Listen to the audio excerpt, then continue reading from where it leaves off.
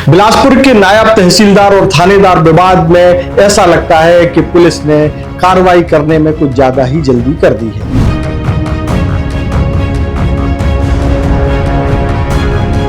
थानेदार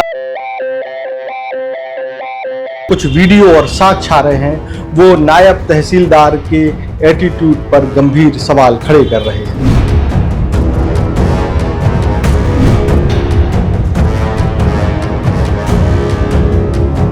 ऐसा लगता है कि पूरी घटना नायब तहसीलदार के स्यूडो ईगो यानी कि छद्म अहंकार के कारण हो गई। इस पूरे प्रकरण ने यह भी साबित कर दिया कि कानून सबके लिए बराबर नहीं होता है। अब जो साक्ष्य तीरंदाज को मिले हैं वो पूरे मामले को पलटता हुआ दिखा रहे हैं और यही पलटता हुआ मामला हम इस पूरी खबर में आपके सामने लेकर के आए। खुश है तो कोई खुशी मना ले, छोटा बड़ा केक मंगा ले, संगम में मिलता है बढ़िया केक, संगम में मिलता है बढ़िया केक।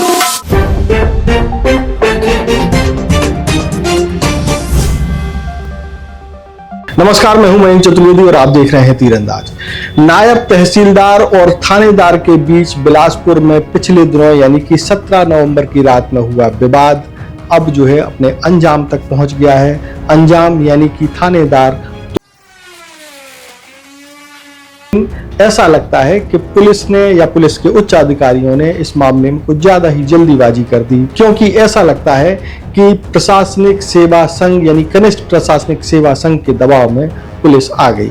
अब जो साक्ष्य तीरंदाज को मिले हैं वो पूरे मामले को पलट रहे हैं। मामला कुछ इस तरीके से 17 नवंबर की रात में नायब तहसीलदार पुष्पराज मिश्रा जो है अपने परिवार के साथ घर जा रहे थे। इस दौरान जो है पुलिस उन्हें रोकती है। रोकने के दौरान उनके बीच विवाद होता है। विवाद के बाद थानेदार को भी सूचना दी जाती है। थानेदार भी जो है मौके पर पहुंचते हैं और इस दौरान कलेक्टर को भी फोन किया जाता है। कलेक्टर भी थानेदार को फोन करते हैं। इसके बाद भी जो है मामला बिगड़ जाता है।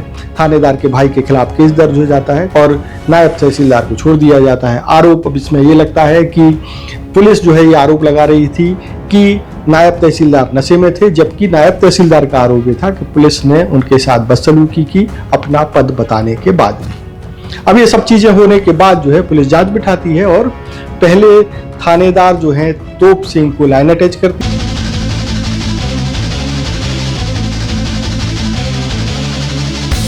लेकिन अब जो वीडियो सामने आ रहे हैं वो नायब तहसीलदार पर गंभीर सवाल खड़े करते हैं। इस पूरी खबर में हम आपको 3 ऐसे बिंदु बताएंगे जो नायब तहसीलदार के एटीट्यूड पर गंभीर सवाल खड़े करते हैं। सबसे पहले हम बात करते हैं पूरे मामले की शुरुआत से, जिसका वीडियो तीरंदाज को आज उपलब्ध हुआ है। होता यह है कि जब रात में नायब तहसीलदार साहब अपने पिताजी और भाई के साथ आते हैं तब पहली गलती उनकी यह है कि वो एक बाइक पर 3 लोग सवार थे, यानी उनके नायब तहसीलदार खुद, उनके बड़े भाई और पिताजी। कानूनन एक बाइक पर 3 लोग सवार नहीं हो सकते। नायब तहसीलदार ने सबसे पहले कानून तोड़ा। कानून तोड़ने के बाद भी वो अपने पद की ठसक में बने रहे। आप जो वीडियो देख रहे हैं इसमें आप देखेंगे कि पुलिस वहां पर जो है जांच कर रही है। शहर में अपराधों की स्थिति से आप बेहतर तरीके से वाकिफ हैं। पुलिस पर इस बात का भी दबाव है कि क्राइम को कंट्रोल किया जाए। इसी कड़ी में जो है पुलिस रात में हर उस आने जाने वाले से पूछताछ कर रही है, उसका नाम और नंबर नोट कर रही है जो देर रात तक सड़कों पर दिखाई दे रहे हैं। सरकंडा पुलिस भी ऐसा ही कर रही थी। आप देखेंगे वीडियो में कि कई लोग पहले से पुलिस के पास खड़े हैं। पुलिस उनके साथ बातचीत कर रही है, उनके नाम और नंबर नोट कर रही है। इसी दौरान अब आप देखिए कि नायब तहसीलदार एक बाइक से आते हैं। अपने चेहरे पर उनमें से कुछ लोग जो उनके पिताजी हैं, भाई हैं या वो स्वयं हैं, ये पता नहीं चल पा रहा है, अपने चेहरे पर कपड़ा भी बांधे हुए हो सकता है सर्दी के कारण बांधे हों। लेकिन एक बाइक पर जब 3 लोग जा रहे हैं तो पुलिस उनको रोकती है। वो थोड़ी दूर जाकर के रुकते हैं। इस वीडियो में आप देखेंगे कि इस तरीके का कोई ऐसा मामला नहीं दिख रहा जिसमें कुछ विवाद की स्थिति हो। हालांकि इस वीडियो में आवाज नहीं है, लेकिन आप देखिए कि जब बाइक से उतरते हैं तो नायब तहसीलदार के भाई जो है पुलिस वालों को अपने पास बुलाते हैं। बड़ी देर तक जो है बातचीत होती रहती है। क्या बातचीत होती रहती है? आरोप प्रत्यारोप तमाम तरह के हैं, लेकिन ये सब चीजें अब तक मामला बहुत ज्यादा बिगड़ा हुआ दिखाई नहीं दे रहा है। आरोप ये भी है कि पुलिस कर्मियों से नायब तहसीलदार उनके परिवार के लोगों ने, भाई ने इतनी ज्यादा बदसलूकी की कि उन्होंने थानेदार को फोन लगाया। उसमें पुलिस कर्मियों ने तोप सिंह को ये बताया कि 3 लोग हैं जो एक ही बाइक पर सवार हैं और अपने आप को मजिस्ट्रेट बता रहे हैं और मजिस्ट्रेट बताने के साथ साथ जो है वो उनके साथ बदसलूकी कर रहे हैं कि उन्हें कैसे रोका गया। अब आप देखिए कि अगर कोई व्यक्ति 3 व्यक्ति एक ही बाइक पर सवार होकर के जा रहे हैं तो क्या पुलिस को उन्हें नहीं रोकना चाहिए? सबसे बड़ा ये सवाल है। फिर जब पुलिस उनको रोकती है और उनसे बदसलूकी की जाए तो निश्चित तौर पर वो अपने उच्च अधिकारी को बताएंगे। तो ऐसा इस मामले में हुआ। पुलिसकर्मियों ने तोप सिंह को बताया और जिस तरीके से जो भी बात हुई वो तोप सिंह को भी ऐसा लगा कि ये मामला जो है बदसलूकी का है। फिर आपको एक ऑडियो जो जारी किया गया था, निश्चित तौर पर ये ऑडियो तहसीलदार साहब के द्वारा ही रिकॉर्ड किया गया, क्योंकि जब भी कोई व्यक्ति ऑडियो रिकॉर्ड करने की मंशा से कॉल करता है तो उसकी भाषा बड़ी ही संयमित रहती है। वो कोशिश करता है कि सामने वाला प्रवोक हो, कुछ गलत बोले ताकि वो रिकॉर्ड हो जाए। तो इस मामले में भी ऐसा ही हुआ कि ये जो ऑडियो है वो तहसीलदार की तरफ से रिकॉर्ड किया गया था, वही इसको वायरल किया गया। इसके बाद जो है तोप सिंह जो है अपने सीनियर अफसर CSP जो कि बघेल जी हैं उनको इस मामले से अवगत कराते हैं।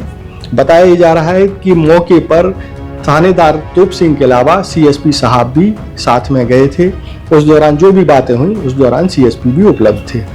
इसके बाद जो है नायब तहसीलदार को थाने लेके आया जाता है। यहाँ का भी एक वीडियो मिला है जिसमें तोप सिंह जो है नायब तहसीलदार को धक्का देते हुए नजर आ रहे हैं। अब इसके पीछे भी एक कहानी है। कहानी ये है कि जब उनको MLC के लिए कहा गया नायब तहसीलदार से तो वो MLC के लिए जाने के लिए तैयार नहीं थे। और ये भी बताया जाता है कि CSP चूंकि नायब तहसीलदार से सीनियर हैं, लेकिन नायब तहसीलदार जो है अपने पद के रौब में सोफे पर पैर रखे बैठे हुए थे।